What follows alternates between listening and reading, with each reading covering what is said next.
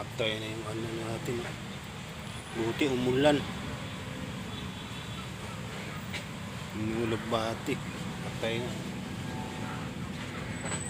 Tuyo na. Wala yung diligid. Yan o.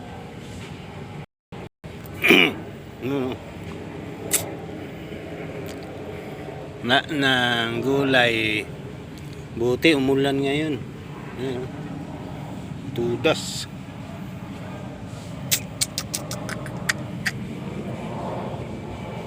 Hindi na yung dahon o.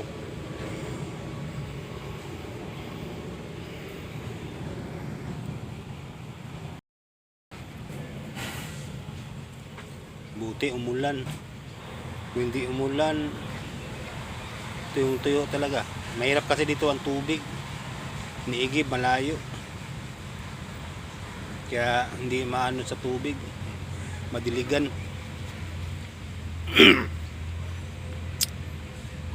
Pangit pati lupa. Maraming bato. Kaya hindi umuubra yung mga ano, doon sa baba. Maganda yung lupa, dito sa taas pangit yung mga bato-bato. Tambak kasi ito dito, tambak mga bato-bato.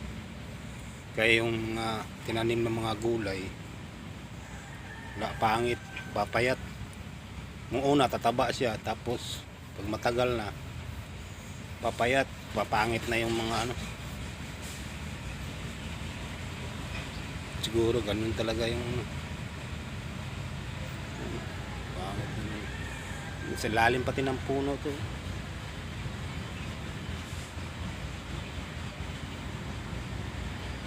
Hindi sa baba, buhay naman yung matataba yung lupa doon sa baba. Kaya okay lang yung doon.